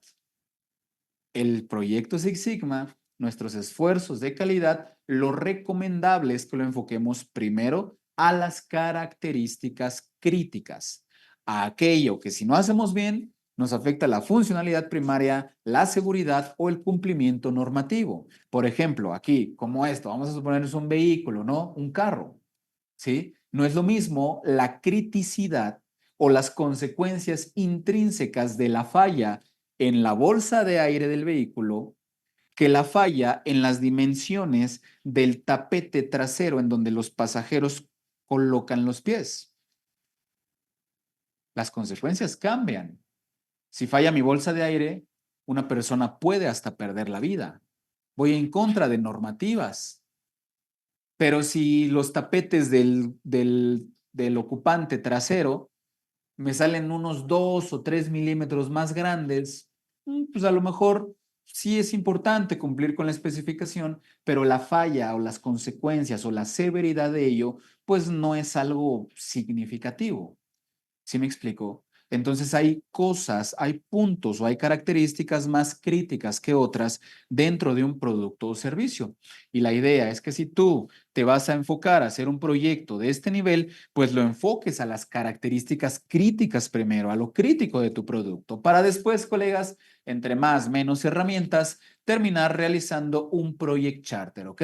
¿Qué es esto de Project Charter? Es un documento de una sola hoja que nos ayuda a generar claridad sobre el proyecto, qué está sucediendo, qué característica vamos a mejorar, cuál es nuestro objetivo, el alcance, cómo vamos a trabajar el equipo y hasta el final, amigos, tiene una firma súper importante que es la firma de quien aprobó. ¿Quién aprobó, amigos? ¿A qué hace referencia? A el sponsor, al patrocinador. ¿Quién debería de ser el sponsor, el patrocinador de un proyecto de mejora? Pues nada más y nada menos que la alta dirección. Con un Project Charter nosotros podemos involucrar a la alta dirección. ¿Por qué es importante? Pues bueno, esto es un principio fundamental, que en la mejora esté involucrada la alta dirección porque es la mejor facultada para facilitarnos los ingresos, el recurso, el tiempo y muchos de los recursos que necesitamos para que un proyecto se pueda dar con éxito. ¿Vale, amigos? Entonces, hay que procurar involucrar a la alta dirección. ¿Cómo? Con dinero. Muéstrale el impacto de tu proyecto. ¿Cuál es el costo de no calidad asociado a no hacer o implementar tu proyecto? ¿Sí? Esa es la manera o es el camino más corto que tenemos para involucrar a la alta dirección. ¿Vale, colegas? Entonces, una vez que entendemos el proceso, definimos qué quiere el cliente, su característica crítica, plasmamos la base de nuestro proyecto, qué vamos a hacer, cuál es el alcance, el objetivo, quién va a participar, en qué periodo del tiempo lo vamos a hacer. Entonces, ya concluimos la etapa de definición. ¿Ok, colegas? Para pasar posteriormente a la etapa de medición. ¿Vale, amigos? A ver, pónganme ahí en el chat, por favor, si vamos bien o vamos mal. Pónganme ahí en el chat. Si está, dice, ¿se puede usar un AMEF de proceso para evaluar? Por supuesto, y de hecho, si tú ya tienes un AMEF desde el inicio, es mucho más sencillo llevar a cabo un proyecto de estos, ¿no? Muy bien, amigos. Todo excelente. Muy bien. A ver, denme unos segundos, por favor.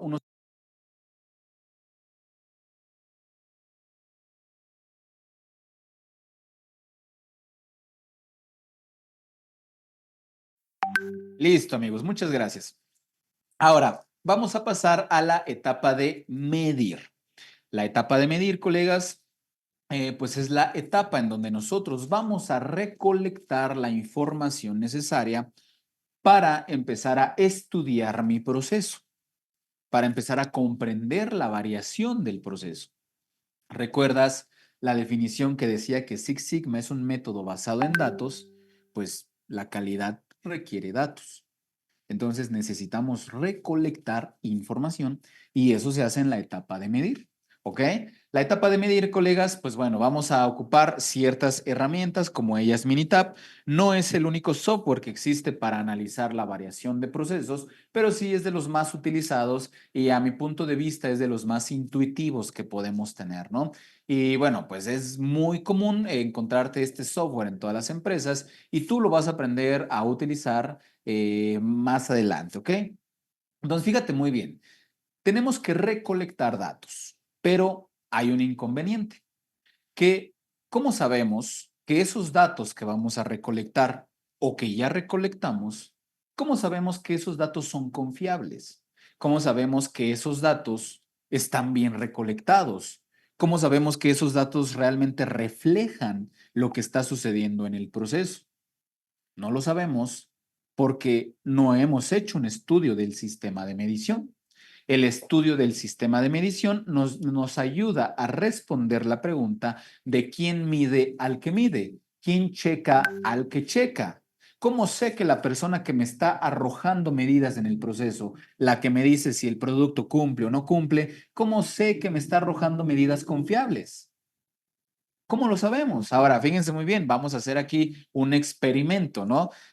Imagínate que tú eres la supervisora de calidad o el supervisor y me dices, a ver, Eduardo, mide esta pieza, ¿no? Y entonces me das el instrumento, me das el producto y yo agarro el instrumento, lo ejecuto de la manera en la que habitualmente lo hago y te digo que mide 44.58 milímetros y ya está. Después me dices, a ver, Eduardo, vuélvela a medir. Entonces yo la vuelvo a medir otra vez. Entonces ahora dice que mide 44.02 milímetros. A ver, Eduardo, nuevamente, otra vez. Pues sí, otra vez. Y ahora dice que mide 44.28 milímetros. Entonces, ¿qué pasó? Que yo ejecuté tres mediciones diferentes y obtuve tres resultados diferentes. Ahora la pregunta es, ¿cuál es la medida real? ¿Cuál de estas tres es la verdadera, si es que es alguna de estas tres? No lo sabemos. ¿Por qué? Porque no hemos evaluado mi sistema de medición. ¿Y por qué no lo hemos, y por qué es importante evaluarlo? Porque un sistema de medición, amigos, tiene variación. Medir, este hecho de medir, amigos, es un proceso. Y como todos los procesos, recuerda, siempre van a tender a presentar variación. Por eso es importante saber qué tanta variación yo le estoy agregando a mi proceso, ¿ok? Porque nosotros al momento de, de que ejecutamos esa actividad, le agregamos variación al proceso. Ahora, ¿por qué es importante? Fíjate muy bien en esto. Nos dice que la variación total de un proceso es a que nosotros somos capaces de percibir, perdón, es decir, esta variación total, cuando yo mido algo y veo que dice 43,92 milímetros, esto es la variación total. Nos dice que esta variación está conformada o es la suma de la variación entre las partes del proceso más la variación del sistema de medición. La primera entre las partes es la variación, digámoslo así, natural, la variación que genera el proceso, ¿ok?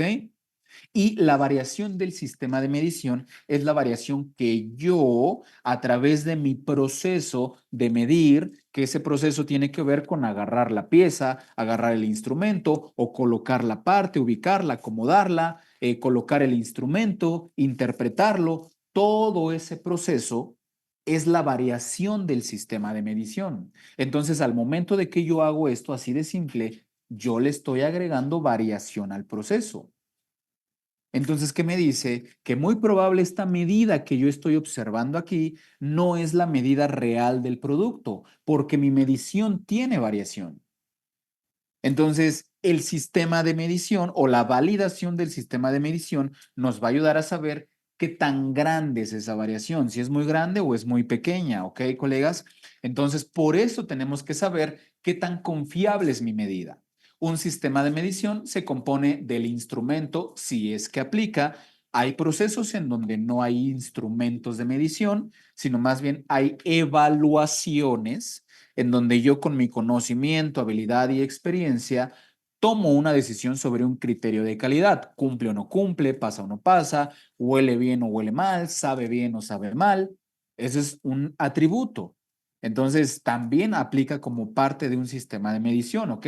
Pero bueno, si existe el instrumento, el sistema de medición se conforma por el instrumento, por el observador, que es la persona que mide, por el método de medición, que son todas las acciones que hace al momento de medir, por el medio ambiente, que es la iluminación, la temperatura, los olores, si es que llegasen a afectar una medida, y por la parte que es aquello que mido o evalúo, la interacción, colegas, entre todos estos elementos me genera la variación en mi medida. ¿Vale, colegas? Entonces, mientras más de estos elementos tengan o afecten mi proceso, más probabilidad de tener variación en mi medición voy a tener. ¿Ok, colegas? Entonces, el objetivo de validar un sistema de medición no es eliminar la variación del sistema de medición, porque recuerda, todos los procesos tienden a presentar variación.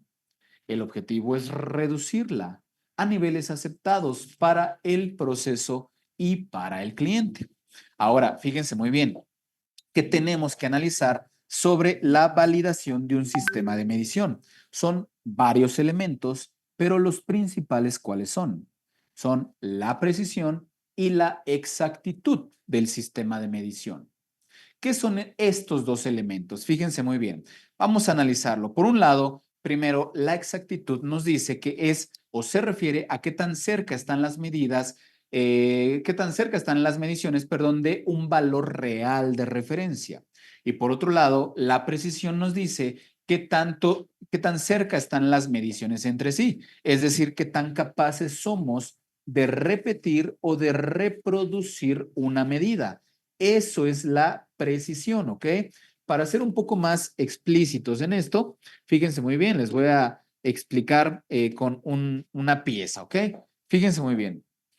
La exactitud, ¿a qué se refiere? Como ya dice la definición, es la capacidad de obtener la medida real, ¿ok?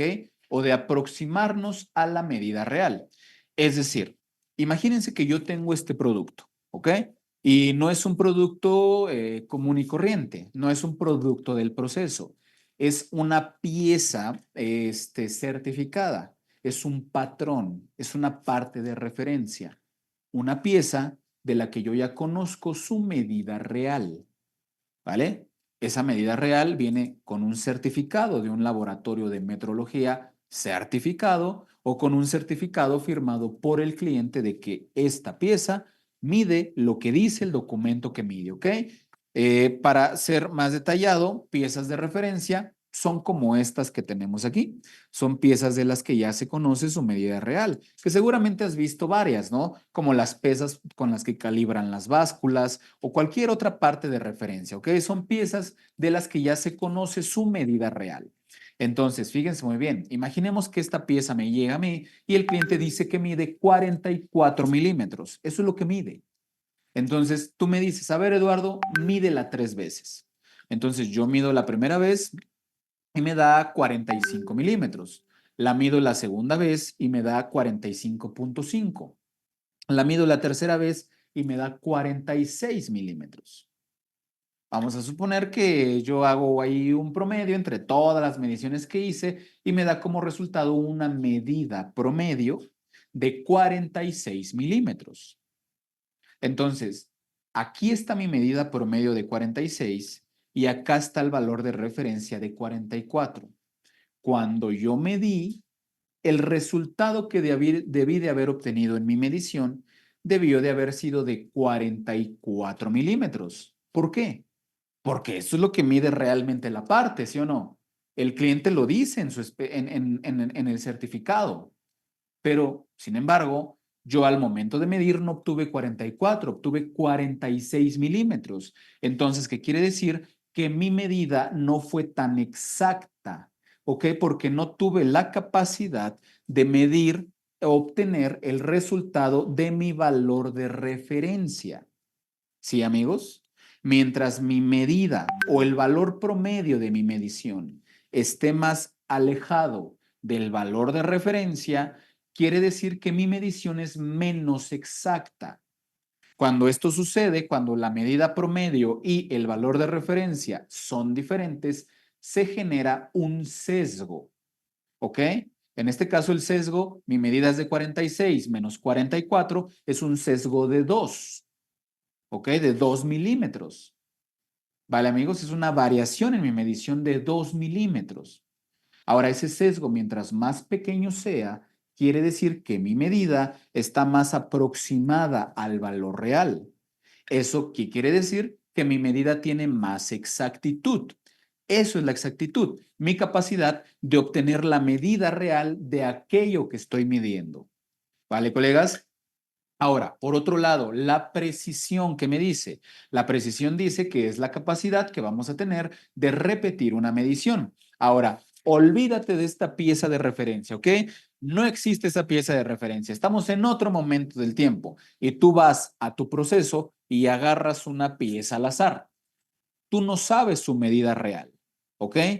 Entonces tú me dices, a ver, Eduardo, mídela. Entonces yo la mido y dice que mide 43,68 milímetros. Vuélvela a medir otra vez, ¿ok? Ahora dice que mide 44,22. Ahora la mido una tercera vez y me dice que mide 42,99. Entonces, tres mediciones diferentes con tres resultados diferentes para la misma pieza, perdón, para la misma pieza, con el mismo dispositivo de medición, la misma persona. Entonces la pregunta es, ¿cuál es la medida real? Porque tus tres mediciones fueron diferentes. No repetiste el mismo resultado. No fuiste capaz de reproducir la medida. Entonces tu medición no fue precisa. Mientras más diferencia hay en las medidas que yo hago, menos precisión tiene mi medida. Mientras las medidas sean lo más parecido posibles, es decir, 44,1, 44,15, 44,21, son más parecidas las mediciones. ¿Eso qué quiere decir? Que tengo un sistema de medición más preciso, capaz de reproducir una medida. ¿Ok, colegas? Entonces, esa es la diferencia entre precisión y exactitud. Y cuando nosotros vamos a validar un sistema de medición, tenemos que analizar ambos, la precisión y la exactitud. ¿Ok, colegas? Ahora, fíjense muy bien. ¿Qué vamos a analizar primero? La exactitud. Y con esto vamos a hacer un estudio de linealidad y de sesgo, ¿vale, colegas? Entonces, fíjense muy bien. A ver, pónganme ahí en el chat si está quedando claro hasta este momento la diferencia entre precisión y exactitud. A ver, ayúdenme a saber, por favor. ¿Todo claro? Claro, claro, ok. Muy bien. Un segundito. Excelente, colegas. Muchas gracias. Entonces, vamos a analizar la exactitud, ¿ok? Ahora, antes de analizar cualquier cosa que tenga que ver con un sistema de medición, un paso previo a todo esto, que es tener un instrumento de medición con la resolución adecuada. ¿Ok, colegas? ¿Qué es la resolución? Es la medida más pequeña que es capaz de distinguirme mi instrumento de medición. Algunos le llaman sensibilidad. ¿Ok? ¿Qué es eso? Pues vamos a suponer que esto que ven aquí es una regla tradicional de esas de 30 centímetros, ¿no? Que todos ocupamos en algún momento de nuestra vida. Con una regla de esas tradicionales, ¿qué es lo más pequeño que puedo medir? ¿O cuánto debe de medir lo más pequeño que puede identificar esa regla? A ver, pónganme en el chat, ¿qué es lo más pequeño que se puede medir con una regla de 30 centímetros? A ver, dicen un tornillo. Bueno, depende, ¿no? 1 milímetro, 1 milímetro, 1 milímetro, 1 milímetro, 1 milímetro. Es correcto, ¿no, amigos? Yo con esa regla tradicional, yo no puedo medir algo más pequeño de 1 milímetro porque simplemente el instrumento de medición ya no me da para más. Ya no tiene tanta resolución o tanta sensibilidad. Sí, amigos. Entonces, antes de analizar cualquier sistema de medición que tenga algún instrumento asociado, yo debo de garantizar que tengo el instrumento con la resolución adecuada, ¿ok? ¿Cómo se determina la resolución? No voy a entrar tanto a detalle, nada más la regla es 1/10 parte del rango de tolerancia. Eso es lo que necesitas para determinar la resolución de tu instrumento de medición, ¿ok? Esto es importante, amigos, porque en el análisis de datos, en el control de la calidad, hay muchos problemas cuando no se tiene el instrumento con la resolución adecuada, ¿ok?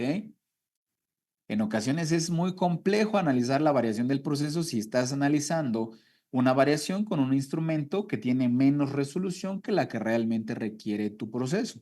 Entonces, puedes tener complicaciones por ahí. Ahora, vamos a hacer un estudio de linealidad y de sesgo. ¿Vale, amigos? Imaginemos que tenemos aquí esta tabla, ¿ok? Aquí yo ya la llené previamente, pero te explico cómo va. Para hacer un estudio de linealidad y de sesgo necesitamos partes de referencia, ¿ok? 5 o más unidades de referencia. Recuerda que las piezas de referencia son más bien dicho, pues piezas de las que ya conoces la medida real. Te las da el cliente, te las da un laboratorio o algún proveedor, pero pues deben de estar certificadas, ¿ok? Esas partes de referencia, ¿qué característica debes de tener? Primero, deben de abarcar el rango de operación del equipo de medición. Por ejemplo, en este vernier, todo esto que puede medir el vernier es su rango de operación. Entonces, tú vas a agarrar piezas, patrón, que cubran todo ese rango de operación, una pieza pequeña, una más grande, una más grande y así sucesivamente. Eso es lo ideal. Hay quienes agarran piezas patrón en el rango de operación esperado. Es decir, si tú este instrumento de medición lo vas a utilizar para medir algo con una dimensión nada más entre esto, pues hay quienes agarran una pieza de aquí, de aquí, de aquí, hasta cubrir el rango de operación esperado. Pero lo ideal es validar todo el instrumento de medición, ¿ok? Entonces tú vas a agarrar 5 o más unidades que cubran todo ese rango de operación, ¿ok? Entonces aquí, fíjense muy bien, todo esto que dice 1 pues es la pieza número 1 que tiene una referencia de 2, tiene una medida ya certificada de 2, vamos a pensarlo así. La pieza 2 es una pieza más grande que mide 4, ya certificado. La pieza 3 es una pieza más grandecita que mide 6. La 4 es una más grande que mide 8. La 5 es una más grande que mide 10 y así sucesivamente, ¿ok? Ahora, ¿cómo se hace el estudio de linealidad y de sesgo? El sesgo ya te expliqué qué es. Vamos a analizar ese sesgo. Y la linealidad te la voy a explicar en un momento. Este estudio se hace midiendo alrededor de 10 a 12 veces cada pieza de referencia con el mismo instrumento de medición con la misma persona. ¿Sí, amigos? Entonces vamos a pensar que tú me dices, oye Eduardo, a ver, mide esta pieza. La pieza uno, o sea, todo esto es la misma pieza, ¿ok? Nada más que está en varias columnas, en varias filas, perdón, para, pues para que se pueda poner bien en Minitab, pero es una sola pieza. Entonces me dice, mídela 12 veces. Entonces yo obtuve las 12 mediciones.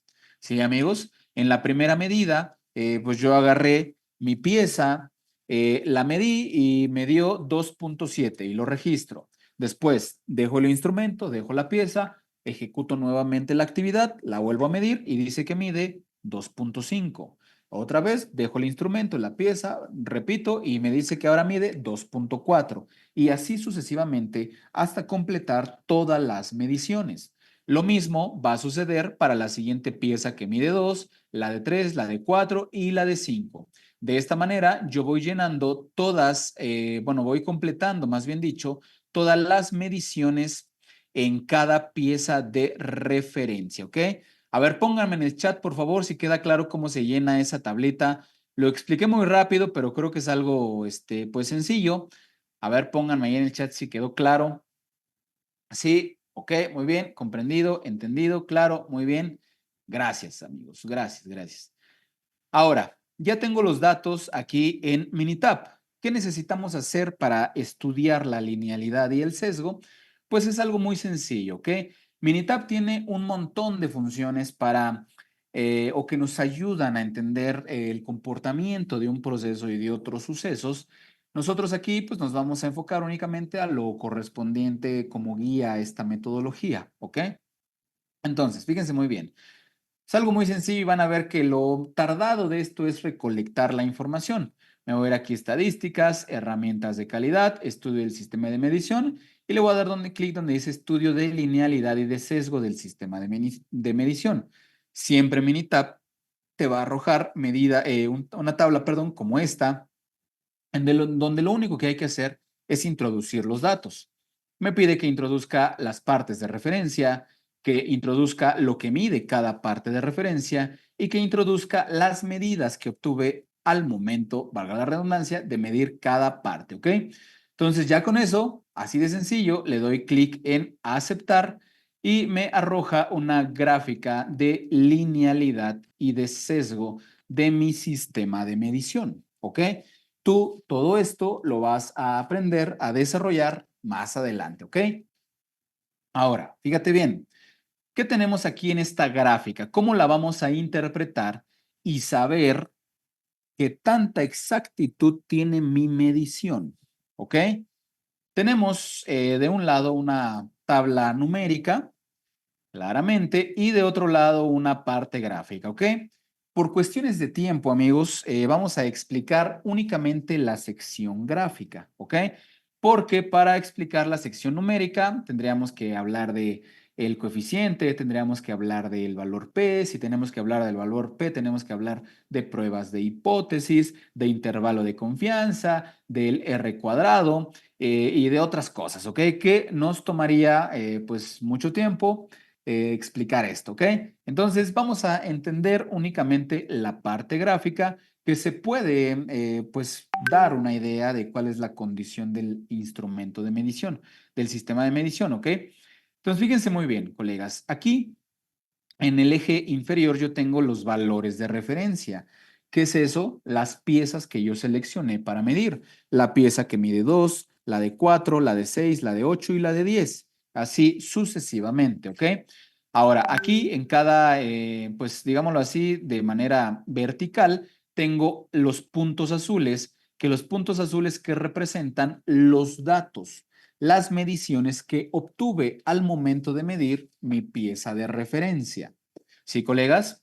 Ahora, en medio de esas mediciones que tengo, esto que se llama sesgo promedio, que es el puntito rojo que está acá, el promedio de mis mediciones.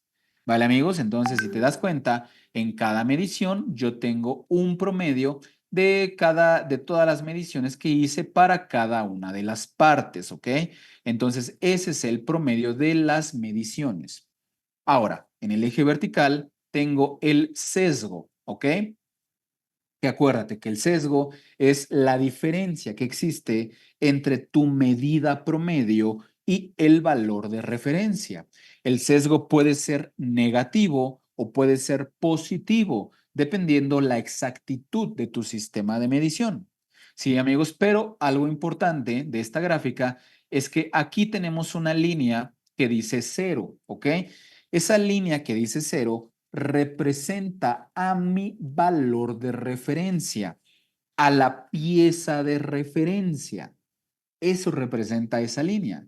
Ahora, ¿por qué de cero? Vamos a pensar, amigos, que yo al momento de medir esta pieza, la referencia decía que medía 4, ¿ok? No, 44 milímetros. Vamos a pensarlo así. El certificado lo dice, 44 milímetros. Entonces, yo la medí un total de 10 a 12 veces y todas esas mediciones me dieron como promedio 44 milímetros. El sesgo es la diferencia que existe entre mi medida promedio y el valor de referencia. Si mi medida promedio fue de 44 y la pieza mide 44, ¿de cuánto es mi sesgo, amigos? A ver, pónganmelo ahí en el chat. ¿A cuánto equivale mi sesgo? ¿A cuánto equivale el sesgo? Dicen de cero, de cero, de cero, de cero. Es correcto, muy bien. El sesgo es de cero. 44 menos 44, pues es cero, ¿no? Pero ahora, ¿qué creen que signifique tener un sesgo de cero? ¿Quién me dice, amigos? A ver, pónganme ahí en el chat, ¿qué es tener un sesgo de cero técnicamente? ¿Cómo es mi medida? ¿Qué característica tiene? Dicen mayor exactitud, que es exacta, muy bien, exacta, mayor exactitud, que es la máxima exactitud, que cumple con calidad. No, no estamos hablando de la calidad del producto, sino más bien de qué tan exacto es mi medida, ¿ok?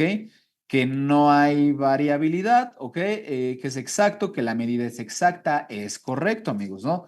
Que tengo exactitud, muy bien. Entonces, si mi medida me dio 44 y esto me dio 44, pues entonces mi medida es exacta. ¿Qué quiere decir eso? Que tengo la capacidad de medir u obtener el valor real de aquello que mido. Por eso, amigos, es que aquí nosotros vemos esa línea de sesgo de cero.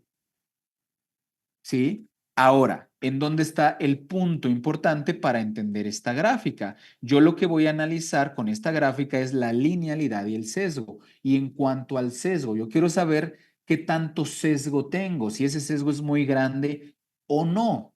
Porque el sesgo, como ustedes ya lo saben, me va a decir qué tanta exactitud tiene mi sistema de medición. Es decir, si yo aquí tengo mi medida promedio, que en este caso, pues aquí está la medida promedio y el valor de referencia está hasta acá, pues esto, todo la amplitud de esta flechita es un gap, es un sesgo, ¿no, amigos? Entonces, en este caso, para medir algo de 2, ¿tengo o no tengo exactitud? A ver, pónganme ahí en el chat. Algo de 2, ¿tengo o no tengo exactitud ahí con la pieza patrón de 2? ¿Hay exactitud o no hay exactitud? Dicen, no, no, no, no, no hay exactitud. Muy bien, amigos, es correcto. No hay exactitud porque mi medida promedio está muy alejada del valor de referencia. Tengo un sesgo de 0.5. ¿Sí, amigos? Entonces, cuando yo quiero medir algo de este tamaño, lo que me dice es que aquí mi sistema, que bueno, en este caso, mucho ojo, estamos hablando principalmente del instrumento de medición, ¿eh? Este análisis lo vamos a enfocar aquí, al instrumento de medición. El método de medición también varía, ¿ok? La persona también tiene variación, pero eso lo hacemos en el análisis de precisión, eso lo estudiamos con la precisión, ¿ok? Y eso es con el estudio R&R. Por eso es que estos dos estudios son complementarios, ¿ok? No son separados. Si tú haces un R&R, también es recomendable que hagas un estudio de linealidad de sesgo. Más adelante vamos a hablar del R&R, ¿ok? Pero ahora, fíjense muy bien. Acá, para una pieza que mide 4, me dice la información que yo tengo un sesgo más pequeño. ¿Qué quiere decir? Que en este rango, amigos, mi instrumento de medición se comporta con mayor exactitud porque el sesgo es más pequeño. Las medidas que obtengo están más cerca del valor de referencia. ¿Sí lo veamos, amigos? Ahora, si yo veo el análisis de la pieza que mide 6, el sesgo está todavía más junto del valor de referencia. Entonces, ¿qué quiere decir? Que cuando yo veo o mido algo de este tamaño, el instrumento se comporta todavía con mayor exactitud. Es más confiable en este rango de operación. A diferencia que cuando mido algo de tamaño 2, el sesgo es muy grande. ¿Qué me está generando eso? Que yo vea u observe el proceso más grande de lo que es en realidad. ¿Sí, amigos? Entonces, con este sesgo de 2, por ejemplo, aquí en este sesgo de 2, yo estoy observando medidas más grandes de lo real. Y eso puede ser crítico. Imagínate ir a tu proceso y medir la calidad de un producto, un servicio, con un instrumento que te arroja medidas más grandes de lo real. ¿Qué puede pasar aquí? Puede pasar que empieces a rechazar lo que está bien o en el peor de los casos, empieces a aprobar lo que está mal. A que pases como bueno aquello que no cumple con la calidad. ¿Sí? ¿Todo por qué? Pues porque el instrumento de medición no tuvo la capacidad de arrojarte medidas reales. No hubo exactitud. Y eso sí puede ser algo crítico. Imagínate irte a medir la calidad con algo así. Puede llegar a ser hasta catastrófico, amigos. Sí, colegas, por eso es que es importante saber en qué condición se encuentra mi instrumento. ¿Sí, amigos? Entonces, eso lo hacemos con este estudio, ¿ok? Entonces, este es el estudio de sesgo, lo que me dice qué tanto sesgo tengo a lo largo de todo el rango de operación de mi dispositivo. Ahora, yo les mencioné que todos los procesos siempre van a tender a presentar variación. La pregunta es, bueno, no es si mi sistema tiene sesgo o no, que probablemente sí, muy probablemente sí va a tener un sesgo. Pero aquí la pregunta es si ese sesgo es o no significativo. ¿Ok, colegas? Ese sesgo significativo lo podemos conocer de dos maneras. Uno, analizando el p-valor de cada valor de referencia, pero para analizar el p-valor, como les dije, hay que hablar de pruebas de hipótesis, de intervalo de confianza, etcétera, que nos va a tomar tiempo. Pero otro indicativo visual es qué tan cerca pueden estar o no las medidas sobre mi valor de referencia. Por ejemplo, vean aquí todas las medidas de esta parte que mide 2. Si te das cuenta, a ver, denme un segundito, por favor, un segundito.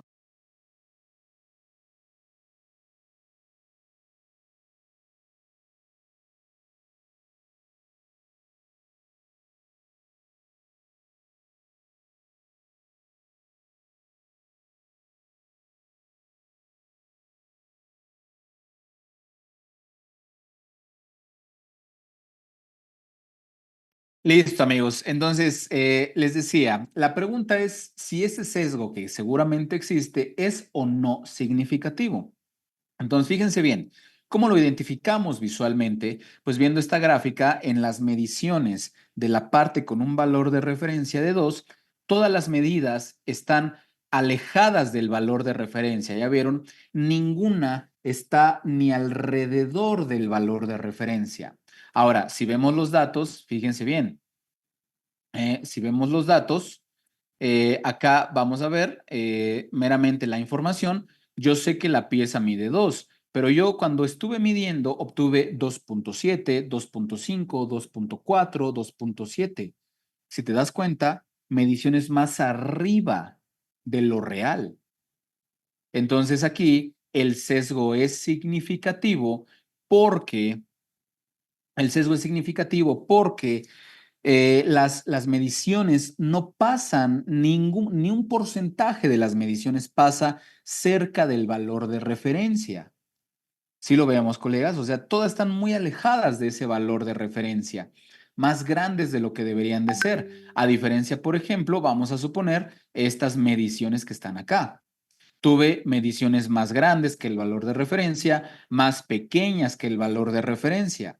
Ya te diste cuenta, pero si te das cuenta, todas las mediciones están oscilando alrededor de ese valor de referencia, ¿ok? Recuerda, la pregunta no es si hay o no sesgo, seguramente sí va a haber. La pregunta es si es o no significativo. Si es, o más bien dicho, si no es significativo, es porque tus mediciones andan ahí alrededor de ese valor de referencia. Si te das cuenta, así es como vemos si el sesgo es o no significativo. Aquí, bueno, pues en este caso de la medida 6 no es significativo ese sesgo. Acá probablemente sí lo sea, pero fíjate muy bien, un cierto porcentaje de las medidas oscilan cerca de ese valor de referencia, están entre arriba y abajo de ese valor, ¿no? A diferencia de la parte que mide 2, de la parte que mide 8 y de la parte que mide 6. Todas esas piezas están muy lejos del valor de referencia, ¿ok? Todas esas mediciones, perdón, están muy lejos del valor de referencia. Entonces ahí, indudablemente, voy a tener un sesgo significativo. ¿Qué cosa es eso de un sesgo significativo? Pues ya es una medida que difiere significativamente de la medida real de aquello que medimos. ¿Vale, colegas? Ahora, eso es el análisis de sesgo. Ayúdenme a saber ahí en el chat, por favor, si queda claro o no queda claro, amigos. ¿Queda claro o no queda claro? Dice, y en ese sesgo, ¿qué tanto está involucrada la persona? Ah, es lo que les decía, Fermín, que aquí, por supuesto que la persona también agrega variación, también tiene que ver, pero eso se estudia con la precisión, ¿ok? Y la precisión la vamos a analizar con el estudio RIR, que es el día de mañana, ¿ok? ¿Tiene que ver la persona? Por supuesto que sí, pero aquí, amigos, aquí lo que estamos haciendo nosotros no es analizando como tal la persona, aunque tiene que ver, sí tiene que ver, pero lo que estamos analizando aquí es el instrumento de medición, ¿ok? Porque estamos utilizando solo una persona que sigue un método en particular, es utilizando el mismo instrumento de medición, utilizando la misma parte, midiéndola varias veces. No está midiendo partes diferentes, piezas diferentes, no, está midiendo la misma, con el mismo dispositivo, siguiendo su método tradicional. Entonces, si esto no varía y si yo ejecuto mi medida como siempre lo hago, aunque sea muy variada o no, si esto no cambia la pieza ni el método, entonces la variación viene de acá. Esas diferencias vienen de aquí, del instrumento. ¿Sí, amigos? Entonces, aquí estamos analizando solo el instrumento, ¿ok? Entonces, ese es el estudio de sesgo, ¿vale, amigos? Ahora, ahorita vamos con qué se debe de hacer con este instrumento cuando no cumple con el requerimiento de exactitud, ¿ok? Ahora, fíjense bien, el estudio de linealidad. La linealidad, amigos, está conformada por los sesgos, ¿ok? La linealidad la observamos gráficamente a través de esta línea, ¿no? Que es esta línea pendiente, ¿ok? Esa pendiente, mientras más inclinada esté, me habla de que tengo un mayor problema de linealidad. ¿Qué es la linealidad? Es lo que me dice, colegas, si mi instrumento de medición es consistente en todo su rango de operación, ¿ok? ¿Qué es eso de consistente? Que tiene la misma variación aquí, que la misma variación acá, que se comporta de la misma manera aquí y que se comporta de la misma manera acá. Independientemente en dónde lo ocupe, el instrumento es estable, es consistente en su variación. Eso me dice la linealidad. ¿Ok? Entonces, la pendiente, mientras más inclinada esté, mayor problema de linealidad voy a tener. ¿Qué es eso? Menor inconsistencia o menor, bueno, sí, tiene más inconsistencia el instrumento, ¿ok? Entonces, aquí vemos una pendiente muy marcada, ¿ya vieron? ¿Esto por qué? Porque fíjense muy bien, el sesgo aquí pues está muy arriba del valor de referencia. Ese sesgo es muy diferente a este sesgo, que también es muy diferente a este sesgo, que también es diferente a este y a este. Todos los sesgos son diferentes. ¿Qué quisiéramos ver nosotros en la gráfica para decir que un instrumento es estable, es consistente? Pues quisiéramos ver una línea pendiente más o menos así. La voy a graficar aquí. A ver, perdón amigos, aquí en mi pantalla veo como un cuadro que se quedó ahí de Minitab. No sé si ustedes también lo ven. ¿Sí, están viendo bien la gráfica o están viendo algo ahí que obstruye la visión? ¿Sí se ve bien? ¿Sí se ve bien? ¿Ok? ¿Todo bien? Ah, muy bien. Excelente, gracias. Entonces, ¿cómo yo debería de ver una línea o un instrumento que me dice que es consistente? Pues fíjense muy bien, la línea debería de estar más o menos así, como que no tan pendiente, como no tan inclinada, por así decirlo, en donde el sesgo debería de estar aquí, el sesgo debería de estar aquí, perdón, el valor promedio aquí, el valor promedio acá, el promedio acá y así sucesivamente, ¿ok? Esto, o sea, yo ver una línea así, me habla de un instrumento estable, un instrumento cuyo sesgo se comporta igual aquí, acá, acá o acá, o independientemente en donde lo ocupe, ¿ok? Ahora, esa línea de linealidad la pueden encontrar, por ejemplo, también acá. ¿Qué me diría si esa línea la ven ahí arriba, alejada del valor de referencia? ¿Qué quiere decir eso? Que el instrumento es consistente, ¿no? Es estable, la misma variación que tiene aquí la tiene acá, solo el problema es que está arrojando medidas más grandes de lo que debería. Tiene problemas de sesgo, pero no de linealidad. ¿Sí, amigos? Acá en el ejemplo, en el primero, tengo problemas de sesgo en algunos puntos y de linealidad, porque no es consistente. ¿Sí, amigos? Entonces, ¿qué tenemos que hacer? ¿Qué tenemos que hacer con este instrumento de medición? Pues lo que toca hacer es mejorar el instrumento, calibrarlo, ajustarlo, a lo mejor está dañado, es de muy baja calidad, ya está desgastado, puede ser, entonces hay que mejorar el instrumento, ¿vale, colegas? O en casos también llega a suceder en ocasiones que las piezas patrón no miden lo que realmente decía que medían. Eso también llega a suceder, ¿ok? Que la pieza patrón te decía que medía 44 y realmente no medía 44, ¿ok? O también ese problema de sesgo puede deberse a una excesiva variación en el método de medición, que para eso vamos a analizar el estudio de precisión el día de mañana, ¿ok, colegas? Así que bueno, pues ya acabamos, les voy a pasar su link de asistencia. No se vayan y les voy a decir la tarea del día de hoy, ¿ok? Pero pónganme en el chat, por favor, si quedó clara la información o no quedó clara. A ver, ayúdenme a saber. Se llevan conocimiento bueno sobre qué es la linealidad, el sesgo, el estudio, etcétera. A ver, pónganme ahí en el chat. Oye, a ver, denme un segundito, por favor, porque aquí tengo un recuadro que me está obstruyendo. Pero lo bueno que ustedes me dicen que no lo ven, ¿vale? Bueno, amigos, entonces, ¿cuál es la tarea del día de hoy para hacer válido el trámite de su reconocimiento? Número 1, regístrense en el link de asistencia que ahorita les voy a mandar. Número 2, tómenle una captura de pantalla a esta pantalla que ven aquí.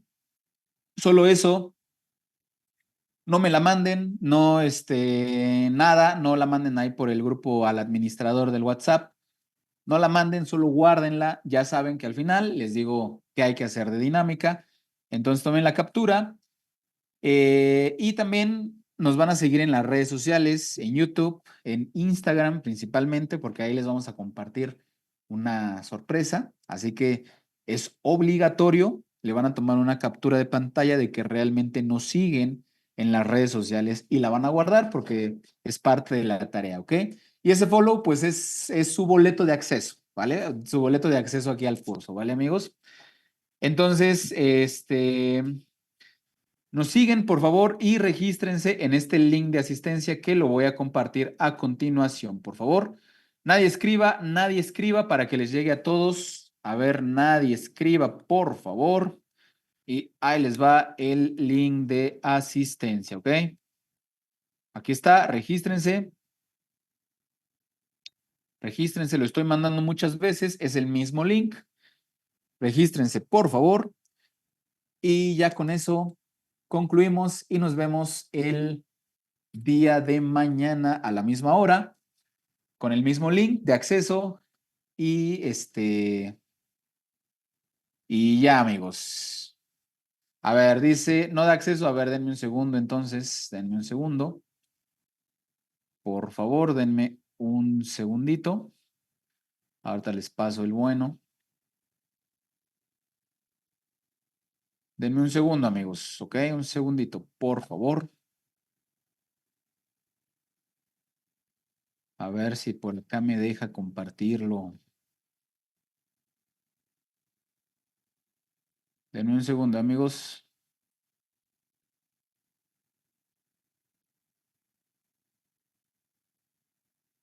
Ahí está. Ya lo tengo. Ahí les va. Ahora sí. Ahí les va. Ahí les va el link. A ver, abran este, por favor. Aquí está el link. Abran este nuevo link, por favor.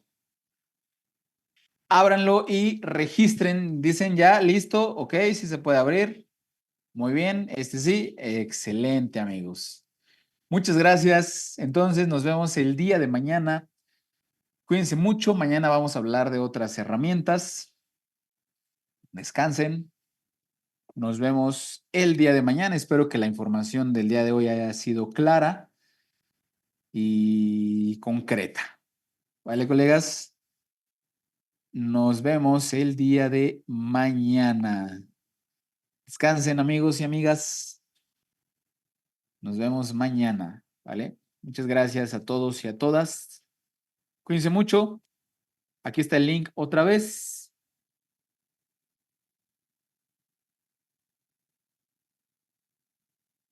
Muchas gracias. Descansen. Nos vemos el día de mañana. Hasta luego, amigos.